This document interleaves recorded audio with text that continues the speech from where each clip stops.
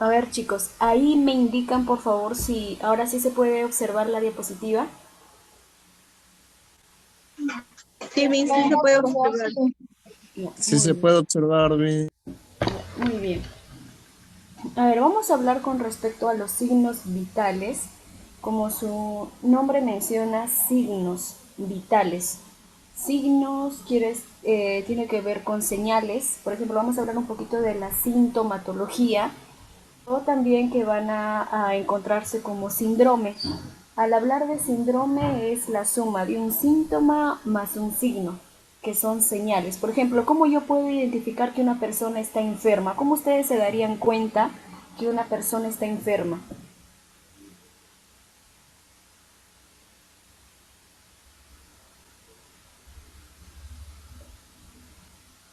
¿Cómo, chicos, ustedes podrían identificar que una persona está mal o está enferma?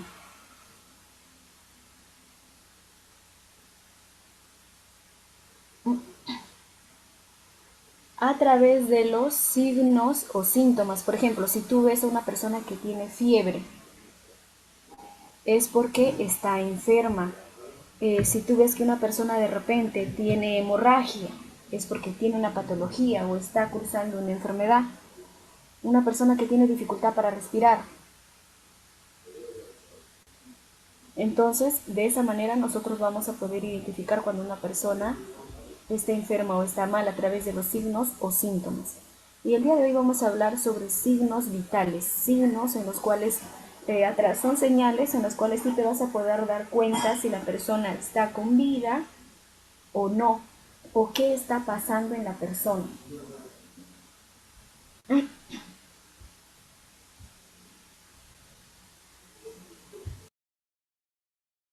Ahora, ¿qué es o qué son los signos vitales? Son mediciones, porque los signos vitales son parámetros que se pueden medir.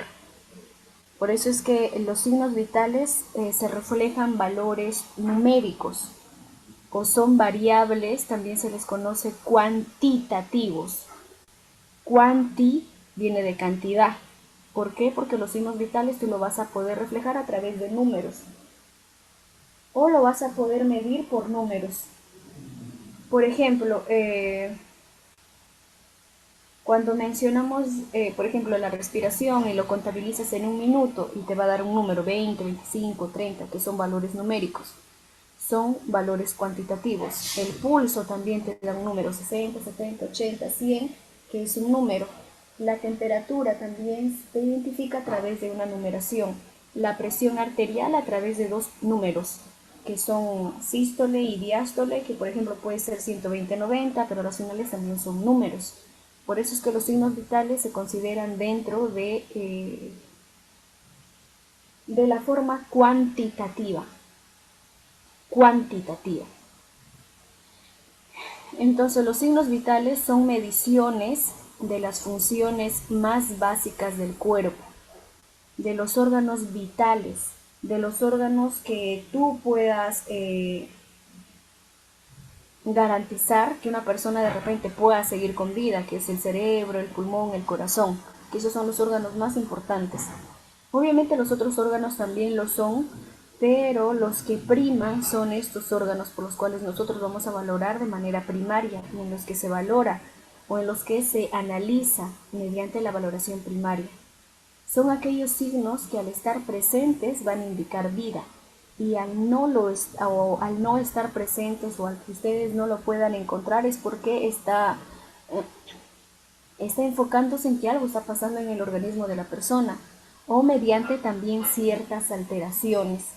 Recuerda que siempre en nuestras vidas tiene que estar en equilibrio. Por ejemplo, para enfocarnos un poquito más, la OMS, que es la Organización Mundial de la Salud, identifica o define a la salud como una capacidad, es como un completo estado de bienestar físico, psicológico y social. O sea, la OMS nos está mencionando que nosotros para poder garantizar que una persona está gozando de salud, la persona tiene que estar bien físicamente, emocionalmente, psicológicamente. Por ejemplo, ahorita somos 9 personas en la plataforma. Si yo les pregunto a cada uno de ustedes si se encuentran bien, De repente la mayoría me va a mencionar, sí, estamos bien, pero están enfocándose en el lado físico. Pero también hay otro lado emocional, de repente tengan algún problema en casa o con la pareja, pero eso también va a afectar el ámbito físico. O también cómo nosotros nos llevamos con el entorno familiar, que eso también repercute.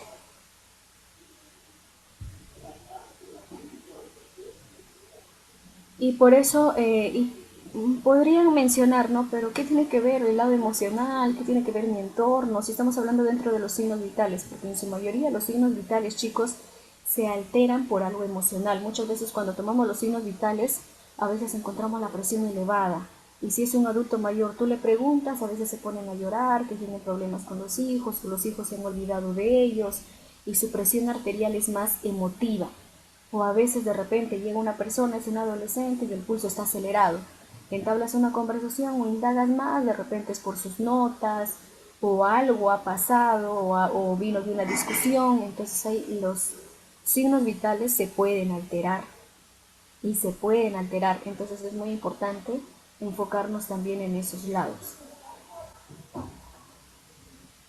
Entonces, ¿qué son los signos vitales? Son mediciones de las funciones más básicas del cuerpo. Son aquellos signos que al estar presente van a indicar vida. Y el otro también siempre en nuestro organismo, para decir que estamos bien de salud, todo tiene que estar en equilibrio. Tu lado físico, tu lado emocional, tu lado social. Y ahora, ¿qué pasa si hay una alteración? Siempre las alteraciones, los excesos o las deficiencias van a generar cierto problema. Siempre todo exceso, toda deficiencia genera problema en nuestro organismo. Por ejemplo, si el pulso tú lo encuentras elevado, es porque va a identificar alguna patología. Si lo encuentras disminuido por debajo de los valores normales, es porque está pasando algo. Siempre en nuestra vida tiene que estar en equilibrio.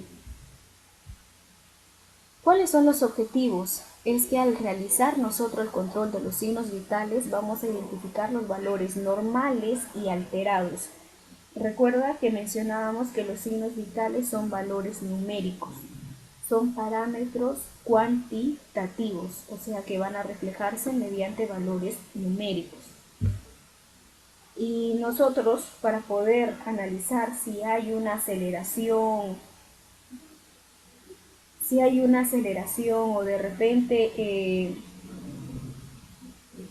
si hay un descenso, quiere decir que algo está pasando en el organismo. Entonces, si algo está elevado o está en deficiencia, es porque algo está pasando en el organismo de la persona y nosotros tenemos que saber los parámetros normales, cuál es lo normal, para que puedas identificar si hay algo anormal o no en la persona. Ahora, los signos vitales son técnicas básicas que una persona tiene que poder identificar a través de la inspección, a través luego de la palpación y la auscultación. Inspección es cuando tú estás buscando algo, qué es lo que está provocando que la persona esté con de repente los signos alterados. Palpación es mediante el tocar, en el pulso, en la presión arterial, en la auscultación es cuando vas a auscultar con otro elemento, por ejemplo en el caso de la presión arterial que se ausculta. Ahora, pero hay factores que van a alterar los signos vitales. Uno depende del esfuerzo físico, de repente una persona viene a consulta o ahí en el accidente la persona está alterada o de repente la persona está normal, está consciente, no tiene ningún golpe, pero tú le estás tomando la respiración y la tiene acelerada, le tomas el pulso y lo tiene acelerado. Y es más emotivo porque el impacto de repente del accidente fue fuerte o al lado de ella hay un muerto y eso está provocando que sus signos vitales estén disparados.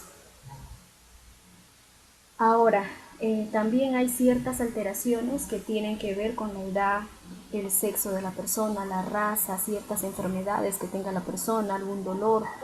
La parte emocional, lo que les mencionaba, también altera la presión arterial o los signos vitales, el sentimiento, el estrés, el entorno ambiental, la preocupación, una actividad hormonal. En el caso de las mujeres, la temperatura tiende a elevarse un poquito en el caso de la ovulación. El consumo de drogas o ciertos medicamentos también hacen que las vías, la respiración o los signos vitales se alteren. Actualmente los signos vitales son constantes o indicadores, que es un método rápido que pueden indicar el estado fisiológico de la persona, el estado, cómo está funcionando sus órganos, el estado neurológico, cómo está trabajando el cerebro a través de medir la temperatura, el estado cardiovascular, que se refiere en base al corazón, el estado respiratorio al pulmón, que va a permitir realizar un seguimiento de la enfermedad.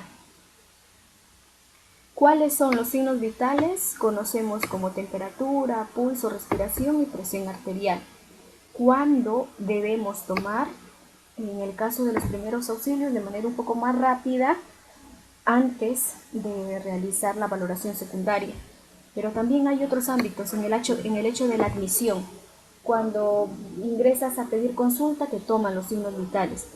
Antes de administrar un medicamento, antes de cuidar al enfermo, cuando existe un tratamiento también muy invasivo, cambios de salud, cuando el paciente está hemodinámicamente inestable, en el ámbito de las hospitalizaciones, también tienden a tomarse las funciones vitales. Chicos, hasta aquí, ¿alguna duda o alguna pregunta que tengan?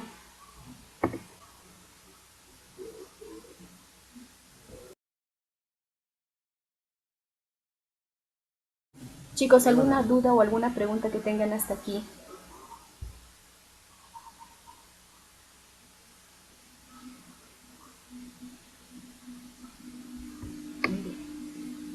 Vamos a observar un resumen de los signos vitales para los cuales quiero que presten atención, y de ahí vamos a hablar uno por uno de cada signo vital.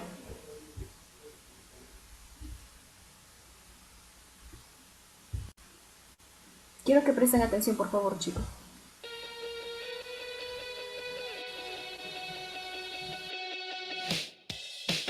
¿Sí se escucha? Vamos a hacer ahora la técnica de control de signos vitales. Vamos a partir por el control de temperatura axilar.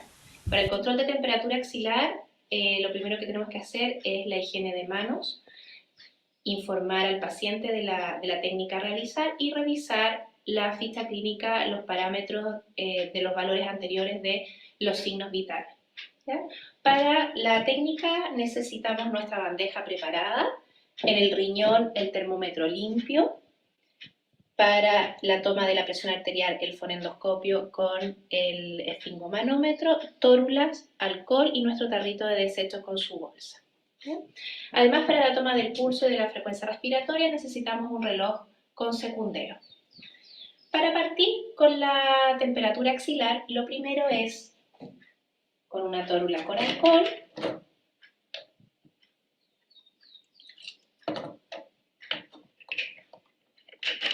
desinfectar el bulbo del termómetro. Luego, con una tórula seca o una toalla de papel, vamos a secar la axila del paciente.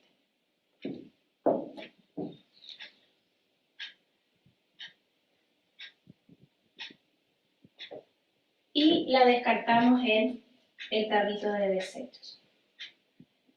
El termómetro digital lo encendemos y colocamos el bulbo en el hueco axilar de la persona.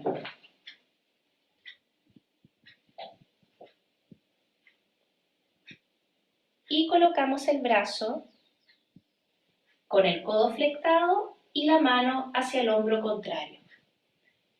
Y esperamos el tiempo necesario que va a indicar el termómetro con un sonido. Mientras estamos esperando que el termómetro dé su valor en la axila izquierda, vamos a controlar el pulso en el brazo derecho.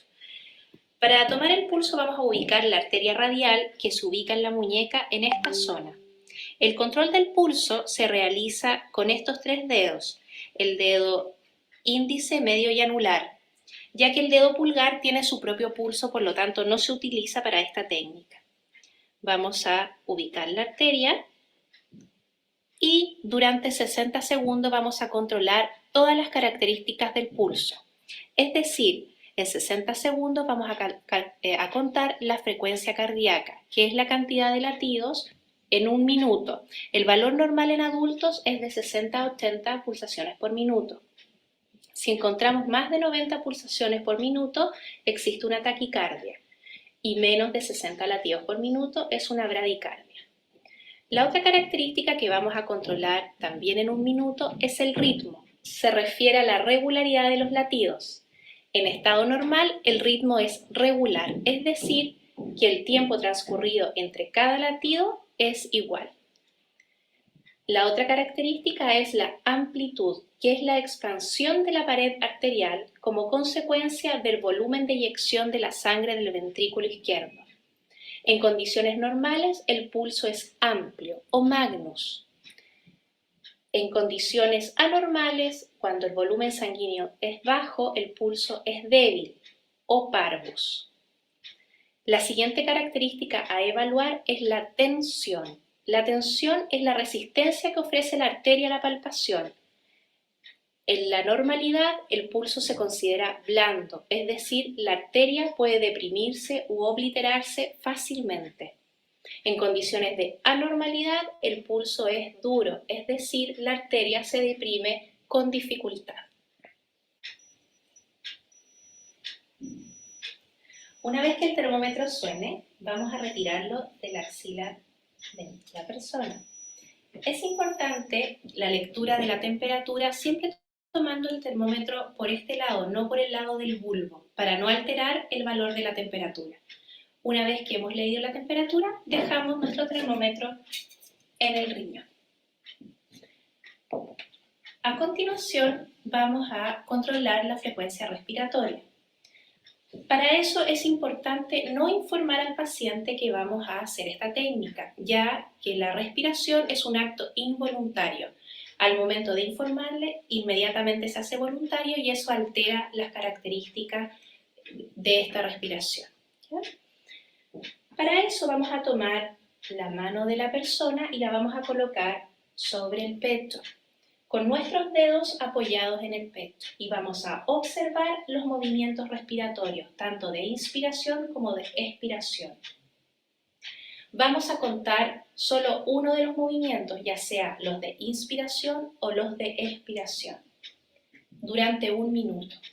Durante este tiempo tenemos que evaluar todas las características de la respiración, a saber, la frecuencia respiratoria, que es la cantidad de ciclos respiratorios en 60 segundos. En el adulto, lo normal son 20 respiraciones. Sobre 20 respiraciones es taquipnea y bajo 10 a 12 respiraciones es bradipnea. Otra de las características de la respiración que vamos a observar es el ritmo. El ritmo se refiere a la regularidad de los movimientos respiratorios. También vamos a observar la profundidad o la amplitud, que es el volumen de aire inhalado y expirado en cada ciclo respiratorio.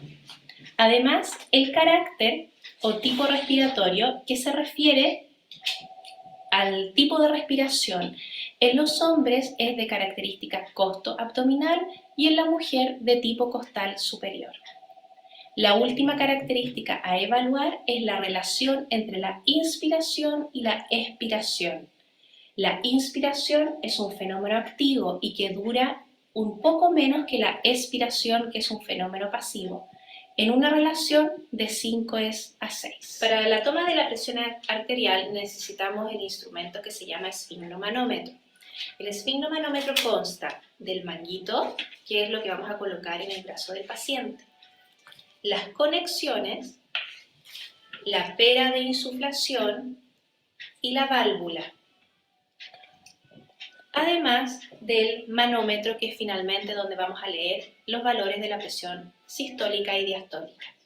También necesitamos un fonendoscopio para escuchar los sonidos de la presión arterial. Lo primero que debemos hacer es limpiar nuestro fonendo con una tórula con alcohol. Vamos a informar a nuestro paciente de la técnica a realizar y a revisar en la ficha clínica los valores de presión arterial que ha tenido previamente nuestro paciente. Vamos a ubicar el manguito 2,5 centímetros por sobre el pliegue del codo.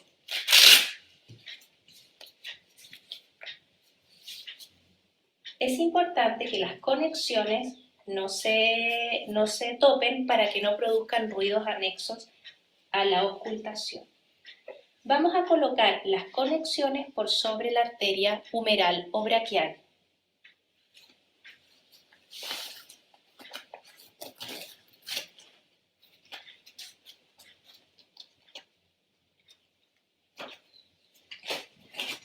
Ajustamos el manguito.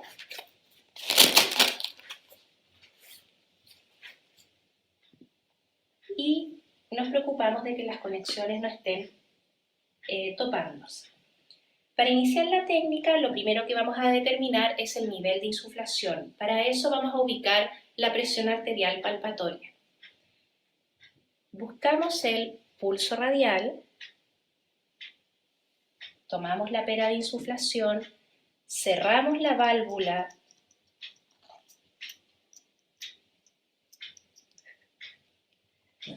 y vamos a insuflar hasta que dejemos de percibir el pulso radial.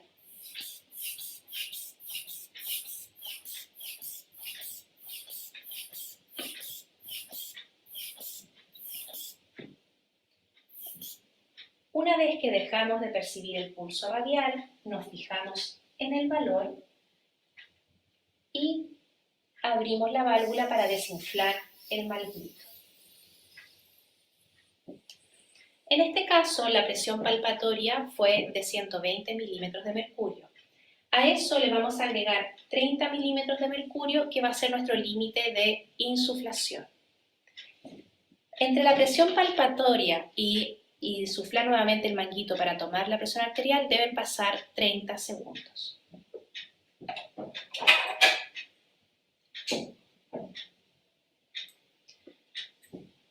Vamos a ubicar la arteria braquial o humeral y colocamos el fonendoscopio. Es importante que el fonendoscopio quede fuera del manguito para tener una mejor precisión en el valor de la presión arterial. Entonces, vamos a cerrar nuestra válvula y vamos a insuflar la pera hasta 150 milímetros de mercurio.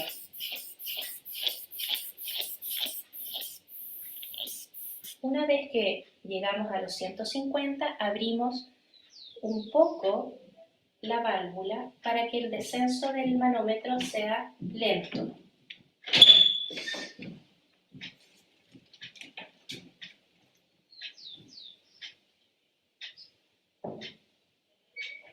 El primer ruido que sintamos es la presión sistólica. Seguimos bajando lentamente.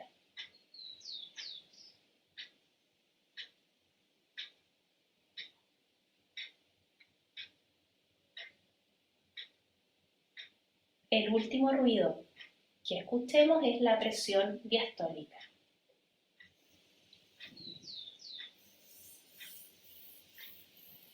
Una vez escuchado el último ruido, abrimos completamente la válvula y dejamos cómodo a nuestro paciente.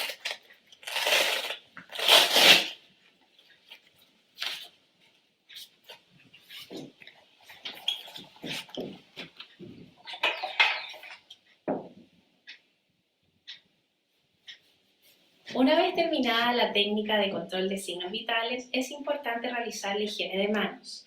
Luego, no olvidar registrar en la ficha clínica del paciente el control de los signos vitales, tanto en la hoja de curva de enfermería como en la hoja de evolución de enfermería.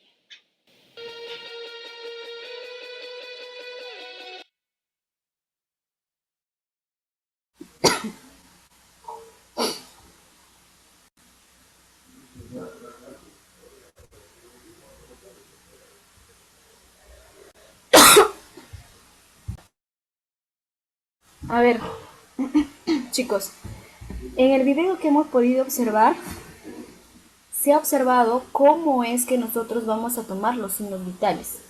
Y siempre, dependiendo de qué signo vital se va a estudiar o se va a analizar, nosotros vamos a tener que realizar la medición funcional con el equipo adecuado. También va a depender de la edad de la persona. Debemos elegir el equipo de medición en función al estado de la persona, en función a la característica de la persona, en función a la edad de la persona. Habitualmente los signos de las personas o los signos vitales van a estar relacionados con el uso de nuestros sentidos, pero uno que otro, que son sobre todo la temperatura y la presión arterial, que se va a tener que utilizar materiales externos. El personal de enfermería debe conocer la zona de la distribución habitual de los signos vitales de la persona, de repente en cuanto al pulso, en qué parte de la muñeca, o si es en la flexura del codo, en la parte también del carotidio. El personal de enfermería también debe conocer la historia médica de los tratamientos y las medicaciones prescritas a la persona. Los signos vitales es muy importante tocarlos también aquí en lo que ustedes están estudiando o cursando para médicos. De repente estamos mencionando mucho a las enfermeras o la profesión de enfermería, y es porque necesariamente ellos o ellas van a comenzar a analizar de manera un poco más minuciosa, porque recuerda que los signos vitales en su mayoría te toma tiempo, más de 1 minuto, 3, 5, hasta a veces hasta 10 minutos, pero va a depender bastante de la situación de la persona, si está estable o no.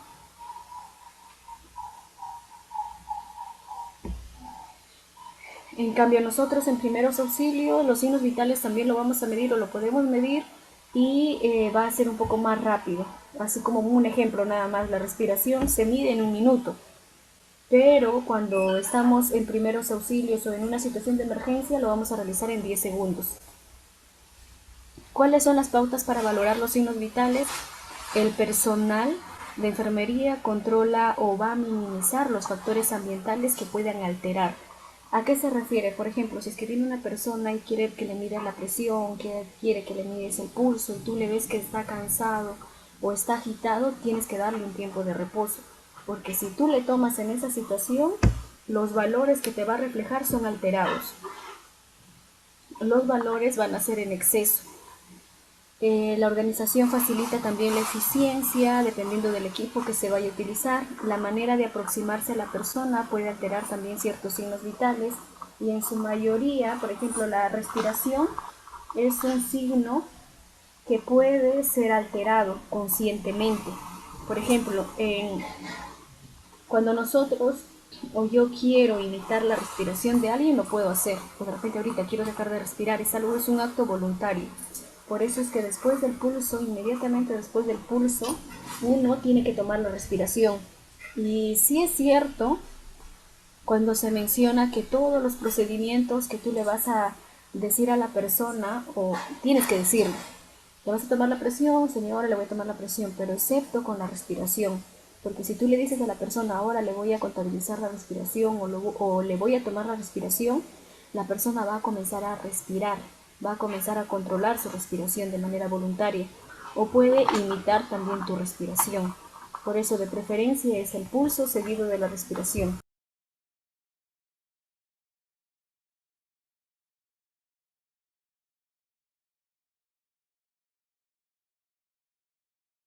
Entonces la enfermera va a utilizar las mediciones de los signos vitales para determinar ciertas indicaciones.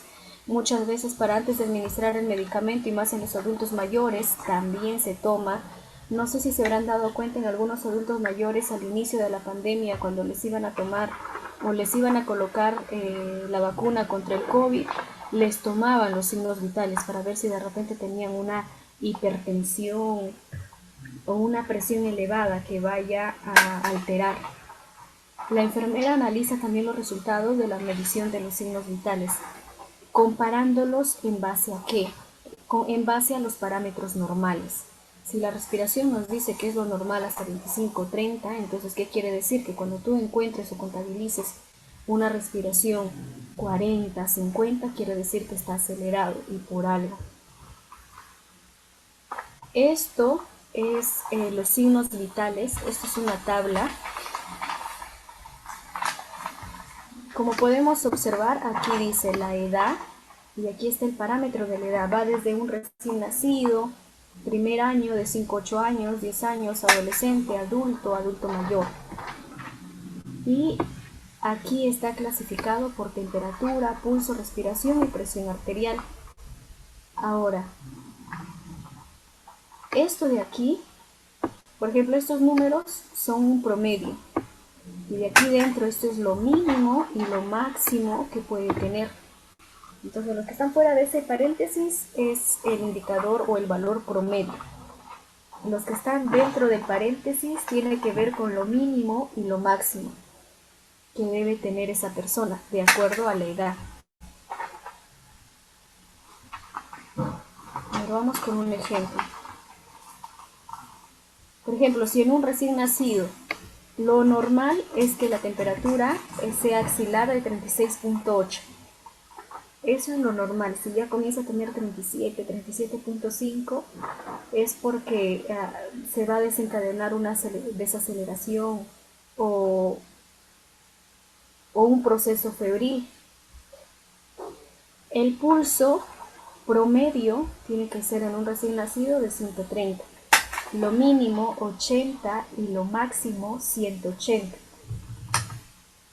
En la respiración en el niño 35, lo mínimo de 30 a 80 y una presión arterial de 73 hasta 55. Lo mismo, por ejemplo, aquí en los niños de 5 a 8 años, temperatura 37, pulso de 100, dentro de lo normal 75 a 29, 20 respiraciones, de 15 a 25 lo normal, 95 a 75 milímetros mercurio de la presión arterial.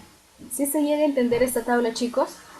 Miss, disculpe, para un recién nacido, ¿cómo se le toma la presión arterial? Ya, en ellos, por ejemplo, también se le hace con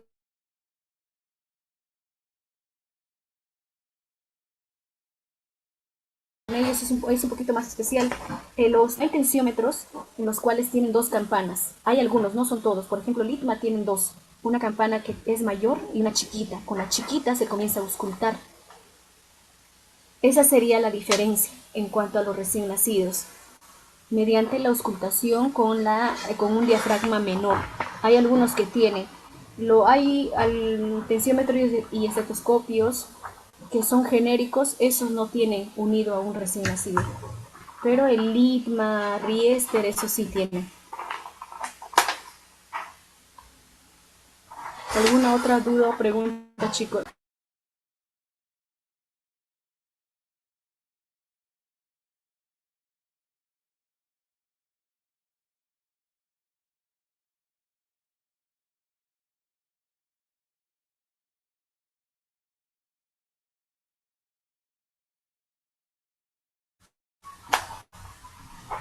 Ninguna, a ver, continuamos.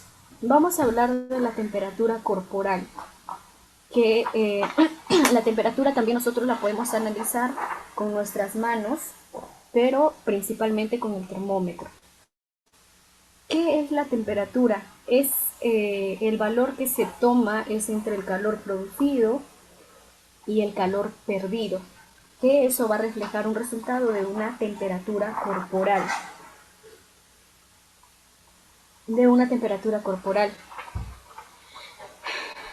¿Quién es el órgano encargado de regular o el órgano de la termorregulación en caso a la temperatura? Es el cerebro. Por eso es que cuando yo les digo realicen el procedimiento frente-mentón, cuando tú realizas ese procedimiento frente-mentón de colocar la cabeza así ligeramente recta para permeabilizar la vía respiratoria, cuando tú realizas de esa manera, ahí tocas la frente y parte del mentón, la mandíbula. Y ahí puedes tocar en base a la temperatura si la persona está bien o su temperatura sobre todo está acelerada o está dentro de lo normal. Entonces nosotros podemos analizar ahí. Y ahora, ¿qué parte del hipotálamo se encarga de la termorregulación? Del cerebro, perdón, el hipotálamo. Ahora, en el hipotálamo nosotros tenemos dos porciones, el anterior y el posterior. Y habíamos mencionado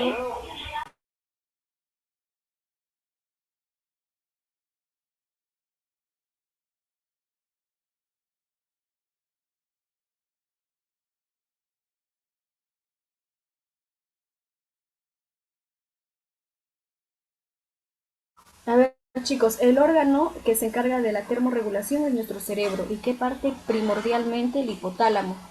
Ahora mencionábamos en la diapositiva anterior que la temperatura es el reflejo del calor producido y el calor perdido.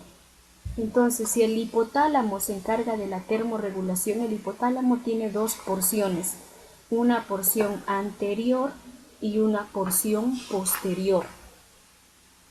Estamos quedando que el hipotálamo es el órgano que va a controlar la temperatura.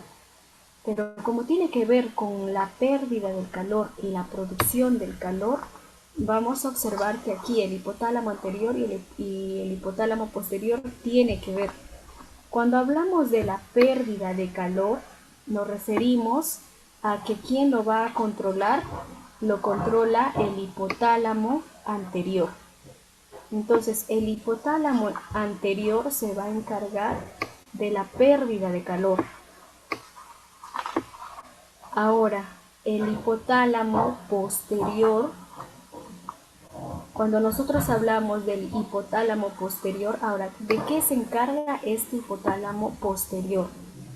El hipotálamo posterior se va a encargar de la producción de calor.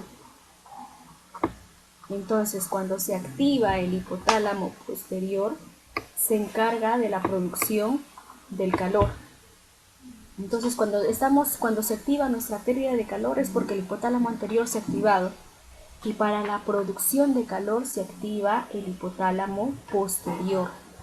Y cuando ya la temperatura está por encima 40, 41, 42, nuestro cuerpo también tiene una capacidad de respuesta. Tu cuerpo, así como de repente tienes alguna infección y tus glóbulos blancos se triplican, trabajan el doble o el triple para poder eliminar esa bacteria que ha ingresado en tu cuerpo. Eso es un mecanismo de defensa.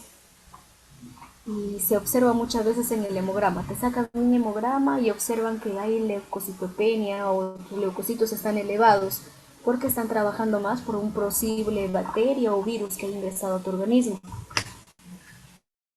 Y aquí en la temperatura es algo parecido. Cuando tu temperatura está 40, 41, 42, tu cuerpo también trata de que el hipotálamo anterior se active y el posterior también. Entonces, como hay una mala información entre estos dos al querer activarse los dos al mismo tiempo, lo que va a generar es una tensión muscular y por eso es que evoluciona. Muchas veces cuando hay fiebre, evoluciona a una convulsión. Y esto se da porque hay una mala información o mala sinapsis neuronal con respecto al hipotálamo, ya sea anterior o posterior, en base a la producción o a la pérdida de calor. Por eso es que las personas llegan a un punto cuando ya la temperatura ha subido o se fue de control y comienzan a generar una convulsión. Ahora, el mecanismo del control de la temperatura para la producción de calor, el metabolismo en el proceso de la producción, y es un mecanismo en los cuales la producción de calor es cómo nuestro cerebro envía la señal para que se pueda producir o se pueda generar el calor en nuestro cuerpo. Pero hay factores que van a afectar la temperatura. Los límites de la temperatura normalmente descienden gradualmente a medida que los individuos se acercan a la vejez. O sea, es normal que tú en un adulto mayor encuentres una temperatura algo descendida porque es una fisiología de su organismo.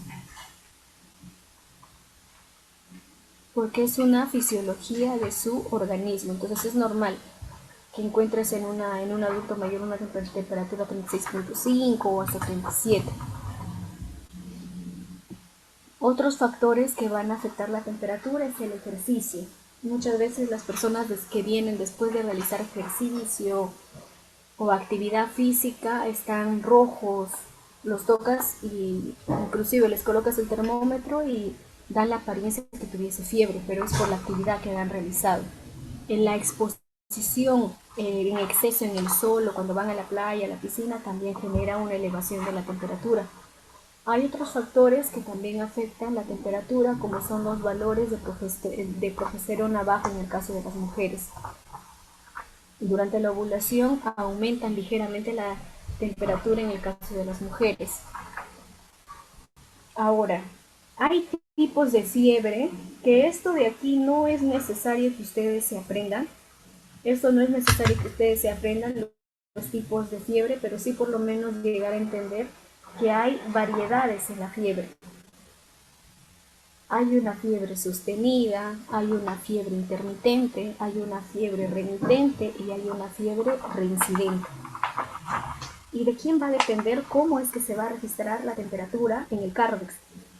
En los hospitales hay una hoja que se llama Cardex, donde ahí se colocan todos los valores de la temperatura.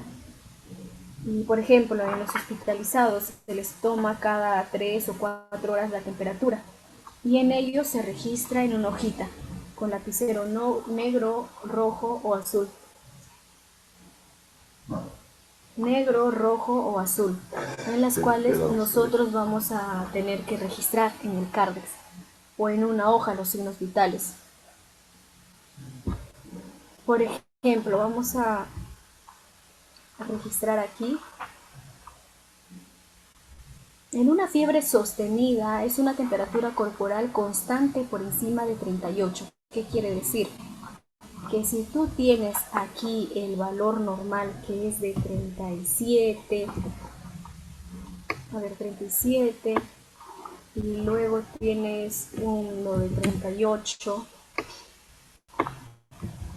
en la hojita, la fiebre sostenida es una temperatura corporal constante por encima de 38. O sea, aquí está el número 38 y la fiebre se va a registrar así. Puede ser 38.5, 39, 38, 38.5, 39, así, 38 y así.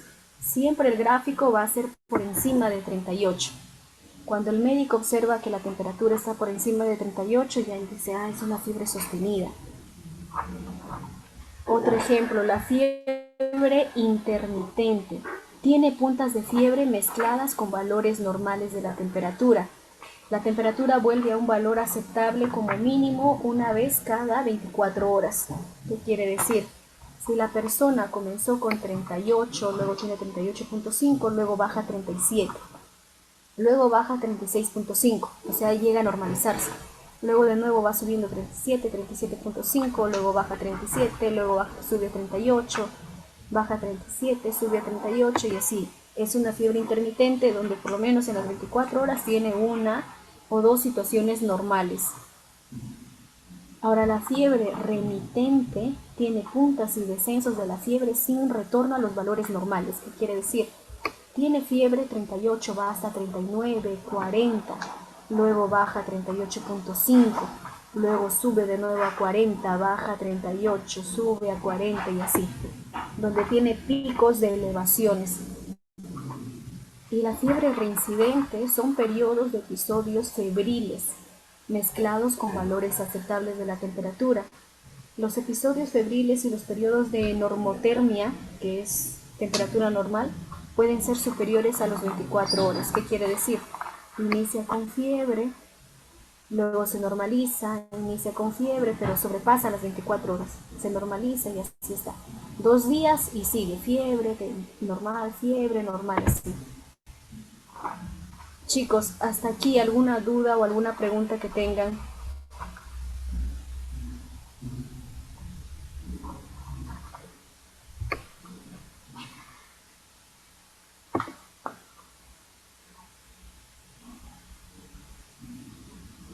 Ahora, la valoración para poder identificar si hay fiebre o no es mediante un termómetro. Hay tipos de termómetro y va a depender bastante del bulbo.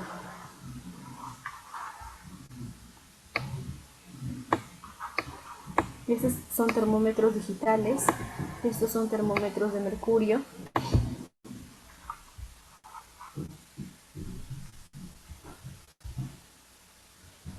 Ahora, zonas de medición donde yo puedo tomar la temperatura es en la piel. a través de tocarlos. Por eso les mencionaba, cuando tú realizas el procedimiento frente-mentón, y ahí con tu mano estás tocando la frente para poder determinar si tiene fiebre o no. La parte de la axila, puedes colocar el termómetro en la axila o en la boca. También hay zonas centrales en el recto, hay también zonas que se toman en el oído, membrana timpánica, en el esófago, en la arteria pulmonar o vejiga urinaria. Pero aquí la del oído es más para detectar ciertas infecciones, la arteria pulmonar o inclusive vejiga urinaria también es más para determinar ciertas infecciones.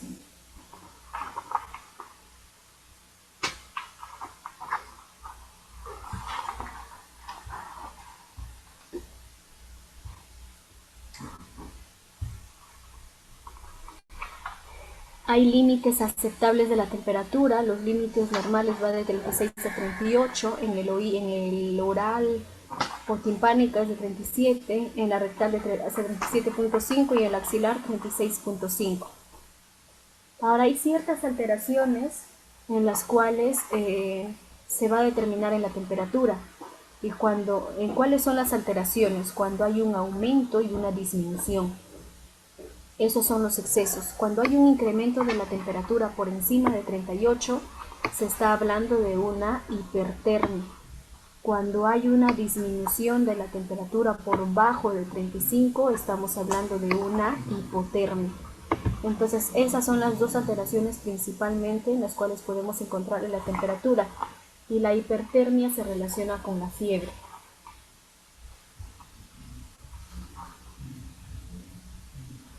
Valoración, palpamos la piel, si la piel está caliente, está seca o está fría o hay sudoración. Observar el aspecto y la conducta de la persona mientras habla y descansa, porque muchas veces mientras vas hablando la persona está como que confusa. Apariencia enrojecida, eso nos está indicando que la persona tiene un proceso febril. El termómetro también tiene sus partes en las cuales nosotros vamos a poder tocar. La parte que va en el organismo de la persona es el bulbo. La parte donde nosotros podemos tocar es el tallo. Todo el amarillito es la columna de mercurio. Luego todos los centímetros son la graduación y todo el termómetro es el cuerpo. Esas son las partes de un termómetro. Y siempre antes de colocar en el cuerpo de la persona uno tiene que limpiar. Reglas de asepsia, chicos. ¿Cómo medir la temperatura? Bajamos el mercurio sacudiéndolo varias veces por la parte del tallo, no del bulbo, porque si tú sacudes por la parte del bulbo, la temperatura de tu cuerpo hace que el mercurio suba. Observar que la columna descienda por debajo de 35, puede llegar a 34, a 33. Colocar en la zona donde lo vas a colocar, antes de colocarlo, limpiarlo con algodón con alcohol, ya sea en la boca, en la axila o inclusive en el recto. Dejar el termómetro el tiempo suficiente, que varía de 3 a 5 minutos. Chicos, hasta aquí, ¿alguna duda o alguna pregunta que tengan?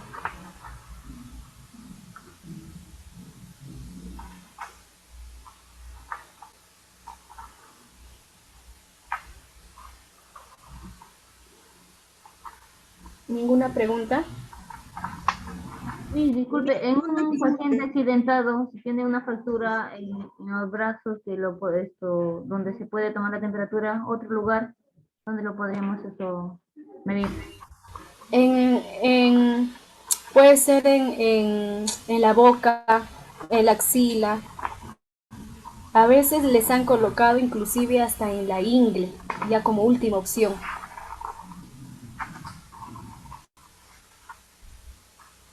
En la ingle. Sí. Pero ahí no hay manera para que se pueda sostener esto, el termómetro. No, lo que haces es coloques en la parte de la ingle y colocas ahí como que pegas la pierna de la persona. ¿En qué momento, por ejemplo, se ha llegado a tomar en esa zona cuando hubo una quemadura? Hubo una quemadura en el Hospital 2 de Mayo y querían determinar. Y si bien es cierto, la temperatura rectal es la más exacta.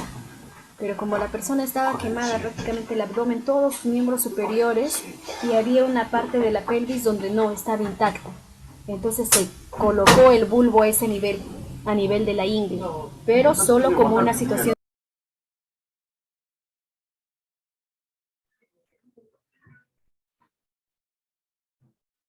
Si se le toma, le mide la temperatura rectal, ¿qué cantidad se le puede introducir el termómetro? ¿O hasta qué cierta medida?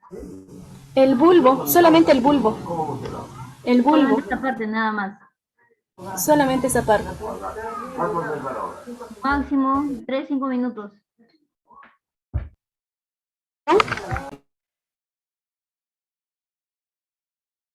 Tiempo, me refiero, o sea, igual, 3-5 minutos sería el tiempo, ¿verdad? Sí, ahí 3 a 4 minutos. Inclusive, miren, la temperatura rectal nos han colocado a nosotros ni bien hemos nacido. ¿Por qué? Porque en su momento se daban bastantes alteraciones del ano imperforado, que era cuando los bebés nacían con el ano obstruido. Y muchas veces los bebés llegaban a fallecer y hubo en su momento, hubo incidencia, casos bastantes de niños recién nacidos que morían por el ano imperforado, por una infección generalizada porque el ano estaba obstruido y siempre los bebés realizan su primer meconio, que es su primera heces. Y como no salía porque tenían obstruido el ano, generaba una infección generalizada y llegaban a fallecer bastantes niños. Por ello es que se colocó el termómetro en el recto para de manera preventiva ver que si el ano está permeable o no. Y también al momento de comenzar a tomar la temperatura era la zona donde nosotros podíamos tener la temperatura más exacta.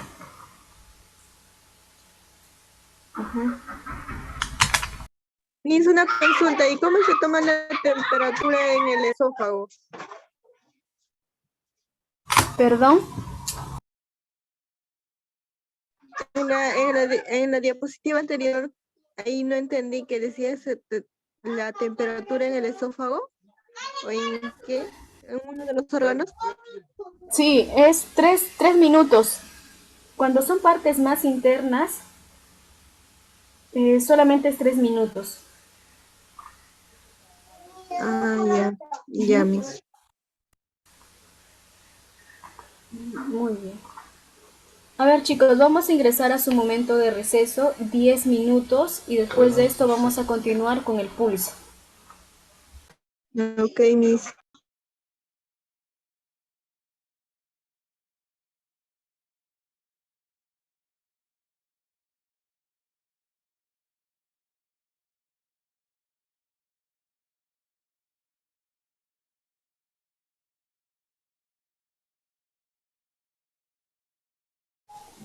A ver chicos, continuamos. A ver, con respecto al pulso, el pulso es un latido intermitente en las cuales se va a dar de las arterias, que se siente o se puede sentir en varias partes del cuerpo y se palpa especialmente en la muñeca.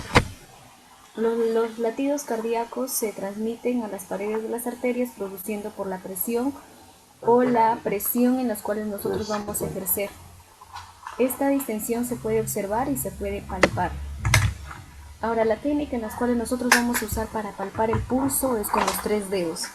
Antes era la técnica solamente de los 2 dedos, en medio del índice, ahora son 3, en los cuales tú vas a colocar tus 3 dedos y los 2 dedos, tanto el índice como el anular, vas a presionar. ¿Y quién va a sentir las pulsaciones? El medio. El dedo medio, y vamos a empezar a contar las pulsaciones cuando el secundero del reloj marque a las 12. Se va a contabilizar en el lapso de 1 minuto 60 segundos. Mientras se está tomando el pulso, nos vamos preparando para tomar la respiración. Ya habíamos mencionado que la respiración se toma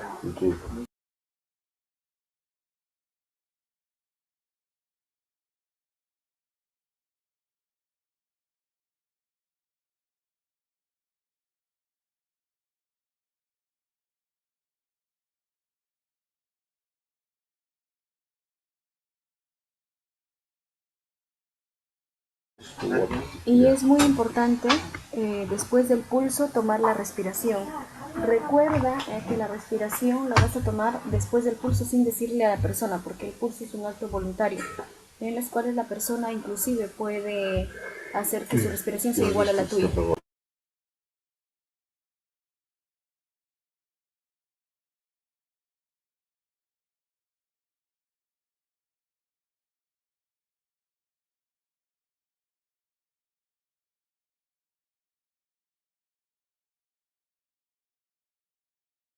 A ver, ¿en qué zonas nosotros vamos a tomar el pulso? Tenemos estas zonas, por ejemplo, el pulso radial, donde tomas en la muñeca, el pulso carotídeo, que se identifica en el cuello, el humeral, que está en el pliegue del antebrazo, el femoral, que está a nivel de la ingle, el pulso pedial o pedio, que está en el dorso del pie. O sea, tienes esas zonas en las cuales tú puedes identificar el pulso, en la muñeca, en el cuello, pliegue del antebrazo, en la ingle, en el dorso del pie. Tienes en esa zona donde tú vas a poder identificar el pulso. Estas zonas, para que se pueda contabilizar, en el cuello, el carotidio, en el brazo, en la flexura del codo, en el pedio, en el pie, en el dorso del pie. Tenemos esas zonas para que tú puedas ubicar el pulso y se pueda contabilizar en el lapso de un minuto. Después del pulso sigue la respiración, que la respiración es la acción y el efecto de respirar. En este proceso es donde se va a dar el intercambio de oxígeno con el CO2, en los cuales se produce un intercambio en el aire respirado de oxígeno por el anhídrido de carbónico a nivel de los pulmones, a través de una inspiración más una expiración. Una inspiración más una expiración es una respiración. No es que se cuenta inspira uno, mana, más otra de repente expiración, es dos, no. Una inspiración más una expiración es la respiración. La suma de estos dos es la respiración, en los cuales tú vas a tener que sumar. Ahora, en la respiración hay una ventilación pulmonar, que consiste en la entrada y salida de aire de los pulmones, que se va a realizar o nosotros lo vamos a poder contabilizar a través de los movimientos respiratorios, que también se conoce como movimientos torácicos, mediante la inspiración y una expiración, que suele ser por lo general de 12 a 18 veces por minuto, como máximo a veces 20 a 25. En una persona adulta en condiciones normales, inhalar una cantidad aproximada de 500 centímetros cúbicos en cada inspiración. Con la respiración. Ahora, hay también alteraciones en la respiración, en las cuales se va a referir a un exceso o una deficiencia. Por exceso o por una deficiencia, por ejemplo, taquipnia se refiere a aumento de la respiración por encima de los valores normales. Bradipnia es una disminución de la respiración por debajo de lo normal. Apnea quiere decir ausencia de la respiración. Y disnea quiere decir dificultad para respirar, que puede estar de repente elevado o en descenso, pero la persona se observa que tiene dificultad o le está costando respirar. Entonces estas son las alteraciones que se va a dar en el ámbito de la respiración: taquipnia, bradipnia, apnea o disnea.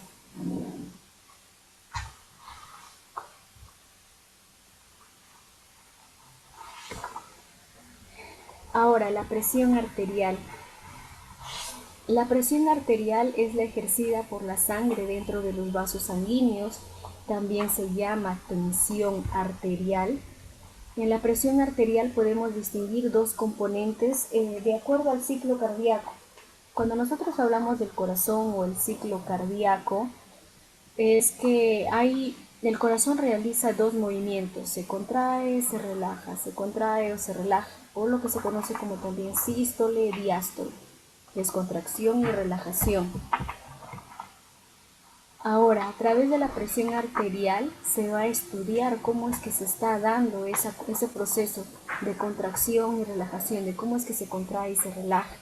Y hay ciertos materiales en los cuales nosotros vamos a poder utilizar para la presión arterial, y es el tensiómetro con estetoscopio. El tensiómetro tiene sus partes, que es el brazalete. Por ejemplo, aquí tiene el manómetro, aquí tiene su perilla o válvula reguladora, que a través de esa válvula tú vas a poder insuflar o también desinsuflar. Aquí está la bombilla insufladora para que el brazalete pueda ingresar el aire a través de las vías, a través de esa manguerita, mediante tú vas presionando la válvula reguladora y vas regulando también y observando el manómetro, la aguja del manómetro, para que cuando te coloques el estetoscopio puedas escuchar el sonido o la presión que se vaya a dar y puedas obtener los datos o valores normales. Esto es en el caso de la presión arterial, con el uso del brazalete. Entonces, estas son las partes o los elementos del brazalete, que es el brazalete, las vías, el manómetro, una bombilla insufladora, una perilla o válvula reguladora, en las cuales tú vas a ir regulando hasta qué nivel vas a insuflar, y también a través del manómetro vas a poder observar mediante la aguja de ese manómetro en qué numeración tú estás sintiendo la mayor fuerza.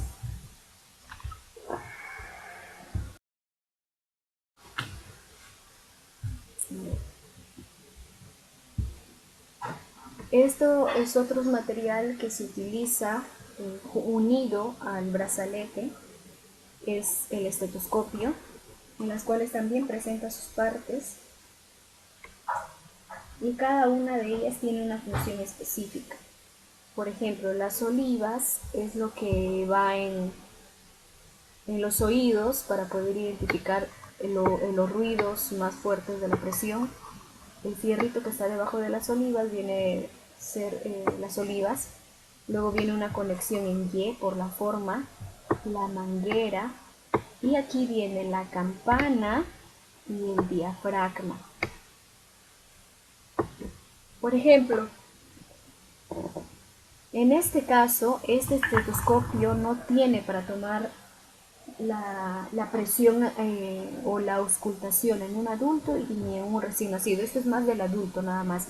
Pero hay otros estetoscopios que tienen para el adulto y para el recién nacido. Simplemente giras para que puedas identificar en qué momento lo vas a usar. Para que lo puedas identificar en qué momento lo vas a usar.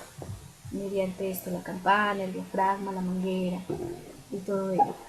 Entonces, esto es el estetoscopio, en los cuales tú te vas a colocar en el oído y vas a poder escuchar o auscultar los sonidos más fuertes, unido al brazalete que le has colocado en la persona, ubicando el manómetro, una aguja del manómetro, para que puedas identificar cuál es el dato correcto en el caso de la presión arterial, o también se conoce como tensión arterial. Hay también ciertas alteraciones en las cuales se produce en una presión arterial, por ejemplo, que tiene que ver con el incremento y con la disminución, o sea, tiene que ver con las aceleraciones. Por ejemplo, una hipertensión que es un incremento de la presión arterial por encima de 130-90 milímetros de mercurio. Una hipotensión es una disminución de la presión arterial por debajo de 80-50 milímetros de mercurio. Quiere decir que ha disminuido y algo está pasando. Siempre las alteraciones de los signos vitales tiene que ver o está relacionado con los valores normales. Entonces, ¿qué quiere decir? Que tú tienes que identificar o tú tienes que saber cuál es lo normal para saber si está dentro de los valores o no. Si está en exceso o está disminuido, quiere decir que hay un problema, algo está pasando. Y si la presión arterial está elevada, quiere decir que es una o está asociado a una hipertensión. Y si la presión arterial está disminuida, es porque hay una hipotensión.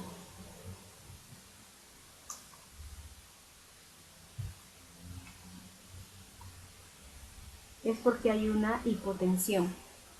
Entonces, dentro de la presión arterial hay dos alteraciones, hipertensión o hipotensión.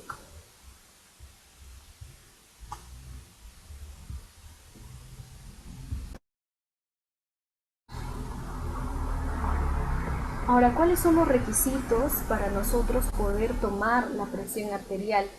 Para una correcta toma de la presión arterial, siempre, como la presión arterial está relacionada con la actividad física o también puede analizarse o puede observarse una alteración de manera emotiva o de manera emocional, siempre tenemos que poner en reposo a la persona de 3 a 5 minutos, acostado. De repente, esto es en el caso de consulta general.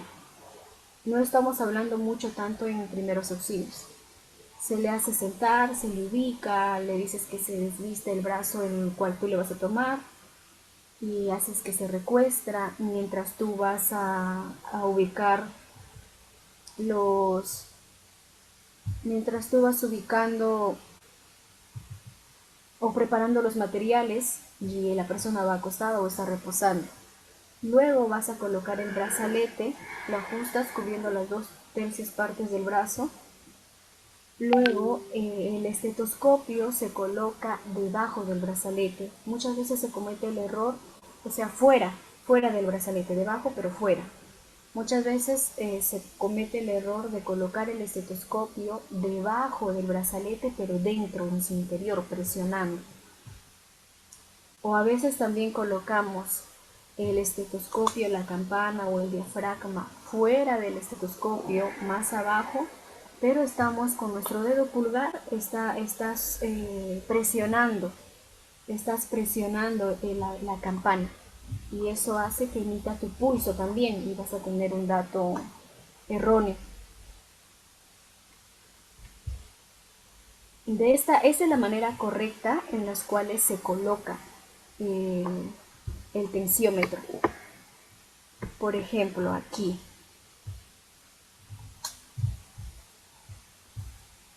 colocas el brazalete, aquí debajo colocas justo donde identificas el pulso, el diafragma, el estetoscopio. Y muchas veces se comete el error de colocar el dedo. El dedo a veces lo colocamos aquí dentro para sujetar y ahí se confunde con tu pulso. Se puede colocar pero de manera cruzada, no dentro, para que no se identifique el pulso también del dedo y te pueda arrojar un dato erróneo. Entonces de esa manera, igual en la práctica presencial vamos a practicar cómo es que se va a tomar. Chicos, hasta aquí, ¿alguna duda o alguna pregunta que tengan?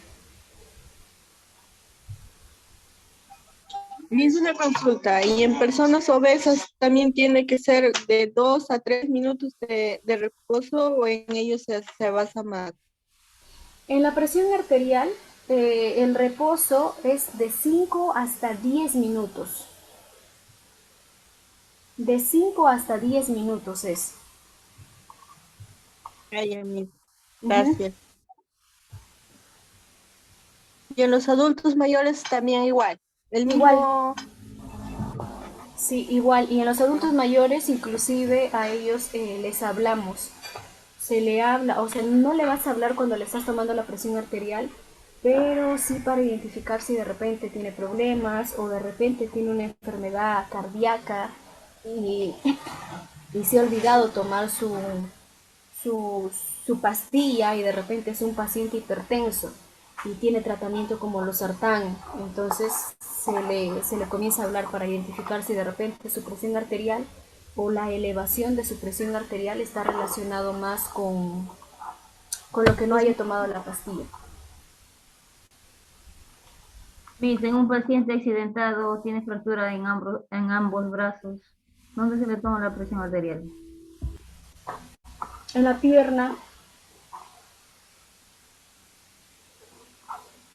pierna, y vas a ubicar ¿A qué altura de la pierna? por encima de la rodilla y ubicas, pero ahí el diafragma o el estetoscopio lo vas a colocar detrás de la rodilla, porque ahí nosotros también tenemos un pulso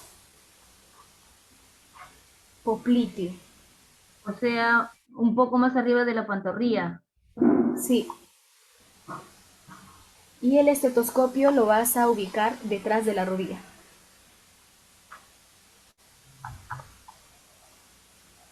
Es una muy buena pregunta. De repente puede haber un paciente quemado también y justo todo el brazo lo tiene quemado, entonces se toma de esa manera.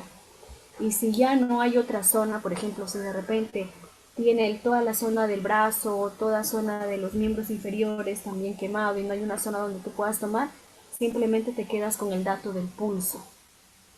Ya no se le toma la presión en esos casos. No, ya no, ya. Porque ya no tendrías otra zona.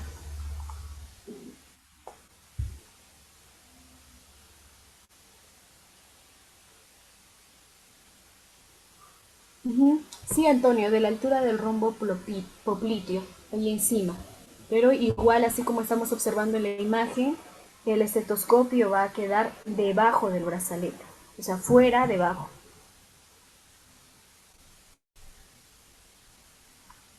Chicos, ¿alguna otra duda o pregunta?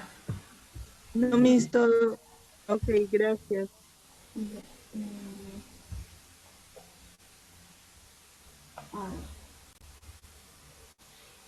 Chicos, vamos a analizar un poquito con respecto a terminología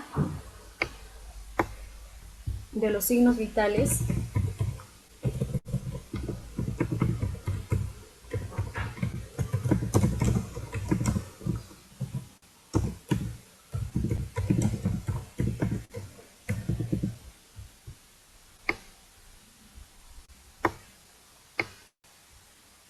Por ejemplo, dentro de los signos vitales, por ejemplo, hemos hablado de la temperatura. Y la temperatura tiene una raíz griega que es termia o termo. Termia o termo, por eso es que viene termómetro. Termo es temperatura, metro es de medir. Entonces, termómetro mide la temperatura. Ahora, dentro de esta raíz griega, termia, también hay ciertas alteraciones, como es hiper, que significa aumento. Hipo, que significa disminución. Normo, que significa normal.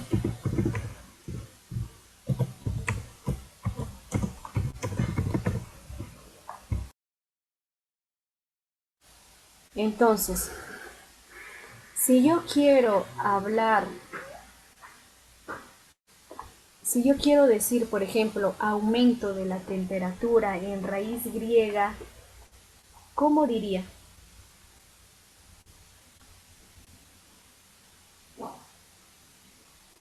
Termia.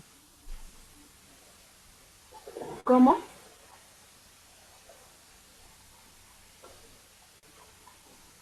Termia, Miss. Ya, pero si es aumento.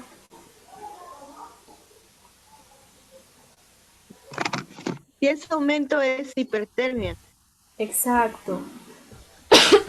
Perdón. ¿Y cómo combino hiper, que es aumento, y la raíz de la temperatura, termo? Entonces, si yo quiero decir aumento de la temperatura, entonces vendría a ser hipertermia. Y si quiero decir disminución de la temperatura, Hipotermia. exacto. Aumento de la temperatura.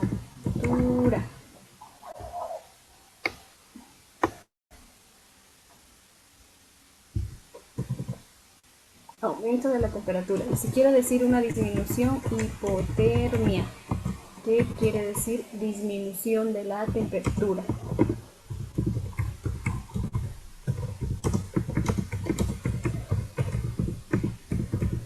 Y si quiero decir una temperatura normal,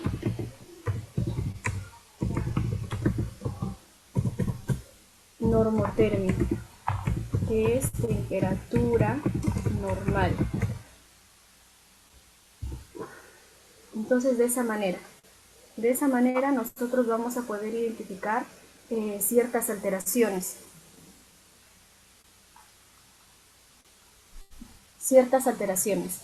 Entonces, aumento de la temperatura es hipertermia.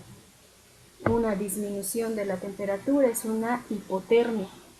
Una temperatura normal es una normotermia.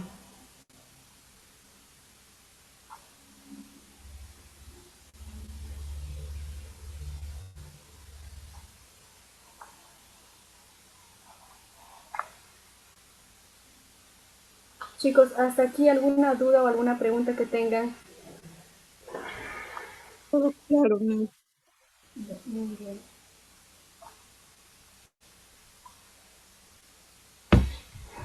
A ver, vamos con otro. Ahora, el pulso, como se está analizando el pulso viene del corazón. Y el pulso, como está relacionado con el corazón, y el corazón en griego significa cardio.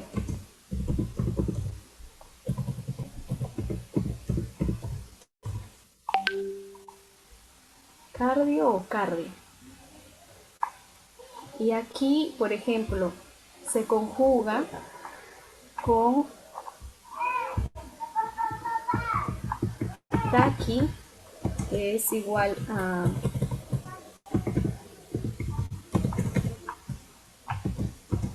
elevado o aumento también. Bradi, que es disminución.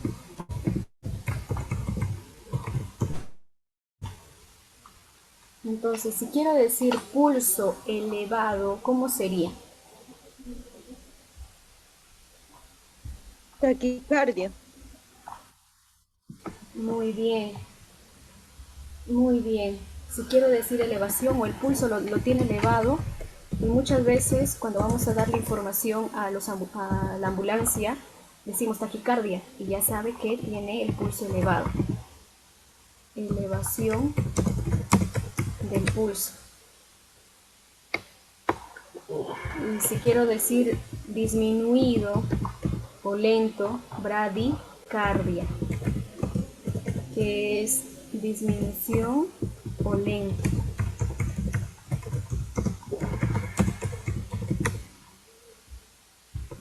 Eso es en el caso del pulso, que está relacionado con el corazón.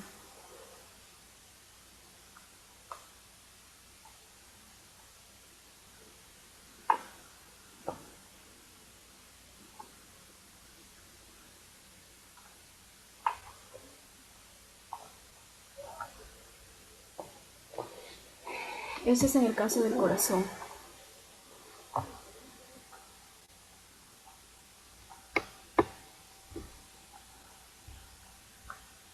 Ahora vamos a lo siguiente. En la respiración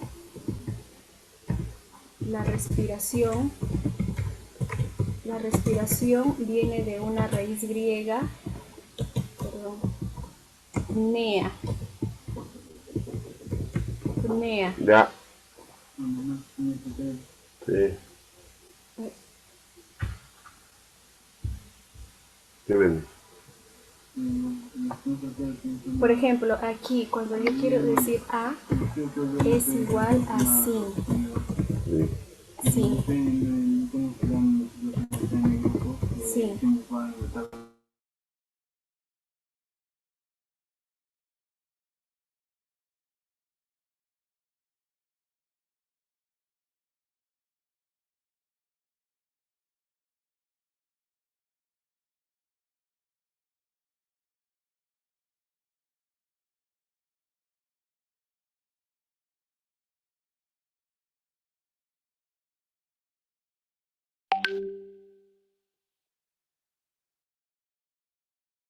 Por ejemplo, en la respiración viene del griego apnea.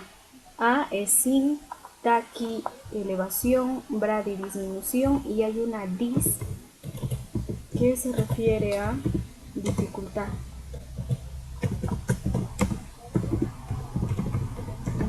Fotografía sí, ¿no? Fotografía. Chicos, si quiero decir que la persona no tiene No, respiración, ¿qué difusión. diría?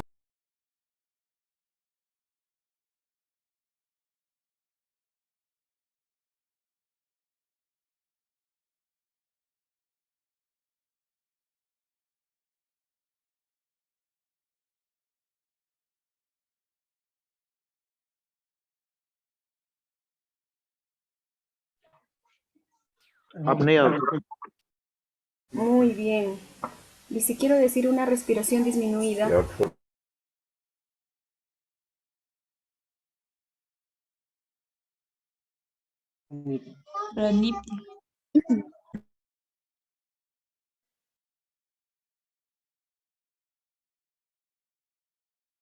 exacto, muy bien, taquipnea.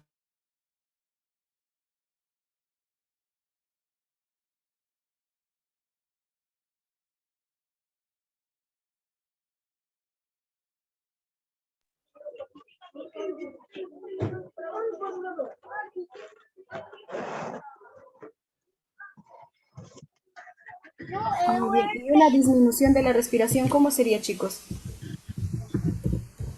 silencio.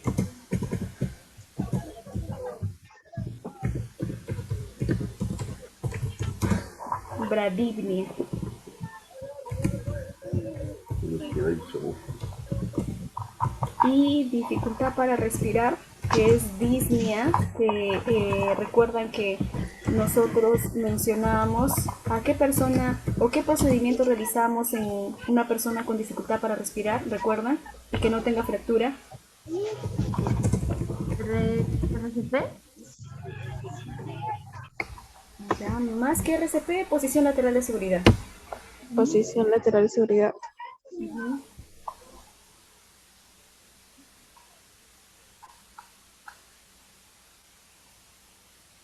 Muy bien. Chicos, hasta aquí alguna duda o alguna pregunta que tengan.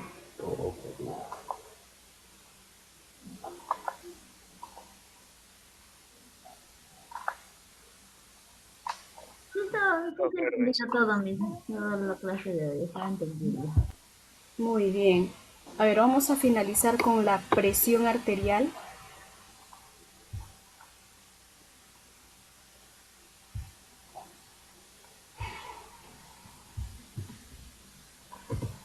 A ver, la presión arterial está relacionado con la tensión.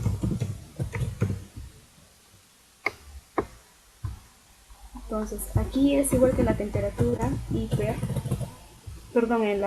claro, la temperatura. Hiper,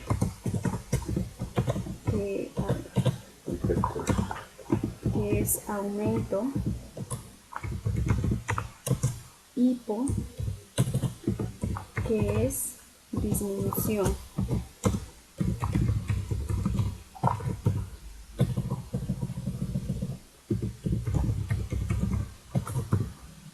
Entonces, cuando hipertensión quiere decir cuando la presión arterial está elevada o la tensión elevada. O simplemente colocan también PA, que es presión arterial elevada. Y cuando estamos hablando de una hipotensión, que se refiere a la presión arterial disminuye o por debajo de lo normal.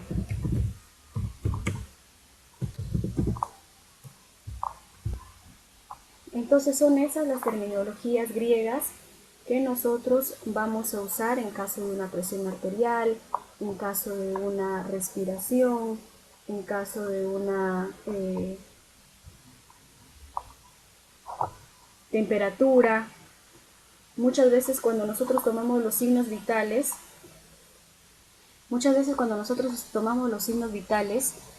vamos a tener que a veces, cuando vas a brindar los datos, recuerdan en el famoso avisar. Si es que tú sabes esta terminología, entonces vas a brindar una información un poco más terminológica. De repente encuentras el pulso elevado, paciente con taquicardia, dificultad para respirar, entonces el bombero o la persona a quien estás tú llamando va a saber, hay taquicardia, es un pulso elevado, y le sumas hipertensión, aunque en su mayoría cuando en primeros auxilios no se toma la presión arterial. Taquipnia, entonces quiere decir, si le dices a la persona adolescente de 21 años con taquipnia, taquicardia, quiere decir que la persona tiene una respiración y un pulso elevado. Y de repente a esto le estás sumando con una fractura expuesta en la pierna, con signo de hemorragia en la arteria, entonces quiere decir que el pulso, la elevación del pulso está relacionado con ese proceso de hemorragia, ese proceso hemorrágico de una fractura expuesta. Entonces, chicos, les he mandado las fotos, las imágenes al grupo. Quiero que para la clase presencial que vamos a tener, se aprendan la terminología. Por ejemplo, hipertermia, tiene que ver con la temperatura, hipotermia, hipertensión, hipotensión, con la presión arterial, porque en la práctica voy a llevar... les voy a enviar en el grupo una hoja que ustedes van a tener que imprimir para traer en la práctica y vamos a graficar. Y ese día van a tener lapicero rojo, azul y negro para graficar en el CARDEX y poder determinar las personas qué es lo que tienen. Y con esta terminología, hipertensión, hipertermia, taquimia, de repente tiene apnea, que es cuando la persona ya no hay respiración, ya no hay signo de respiración en la persona. Entonces, chicos, estos son los valores normales. Recuerda que en primeros auxilios los signos vitales mediante la valoración primaria se realizan en el orden cerebro, pulmón y corazón. Y aquí en los signos vitales, por ejemplo, cuando estamos mencionando, vamos a tomar los datos en un minuto. Con un minuto, inclusive la presión arterial se demoran hasta 10 minutos. A veces se les toma con ligera alteración, vuelven a tomar, y en la presión arterial se demoran hasta media hora, dependiendo de la situación. Y a veces en el adulto mayor le tienen que dar losartán o algún medicamento. Entonces eso les va a tomar más tiempo, cosa que en primeros auxilios nosotros no vamos a hacer. Y la presión arterial en primeros auxilios no se hace porque muchas veces no estamos con el tensiómetro o el estetoscopio. En el caso lo tuvieras, perfecto, pero si no, no. Ahora, por ejemplo, para medir la respiración o que tú garantices que una persona esté respirando de una correcta o no está respirando o tiene dificultad para respirar, lo tienes que realizar en el lapso de 10 segundos. Aquí sí es más rápido porque aquí tú tienes que garantizar y salvaguardar la vida de la persona.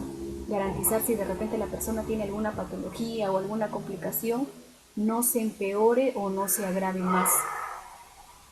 Chicos, hasta aquí alguna duda o alguna pregunta que tengan. Miss, es una consulta, las diapositivas para el día de mañana, para las clases de mañana.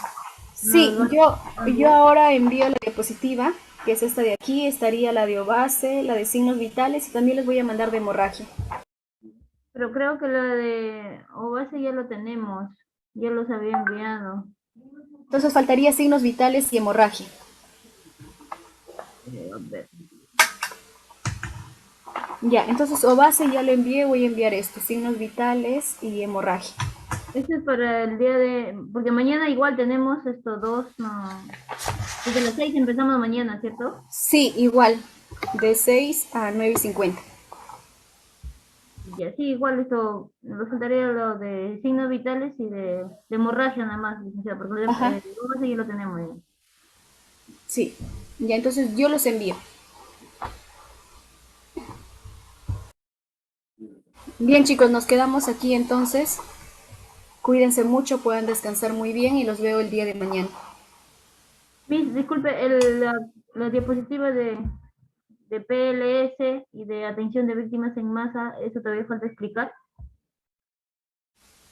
Posición lateral de seguridad, sí explicamos. Atención de víctimas en masa. A ver, voy a verificar la diapositiva ¿Qué más corporal? y ver. Si no, mañana les explico sobre atención. Posición lateral de seguridad, sí, recuerdo que sí. Víctimas en masa. Voy a ver mañana y si no, mañana les explico. Sí, licenciada, listo. Gracias. Bien, chicos, entonces puedan descansar muy bien. El cajón. Salió. Pueden descansar muy bien, los veo el día de mañana. Cuídense. Sí, mis buenas noches. Hasta mañana. Ya, chicos, cuídense. Hasta mañana, nos vemos.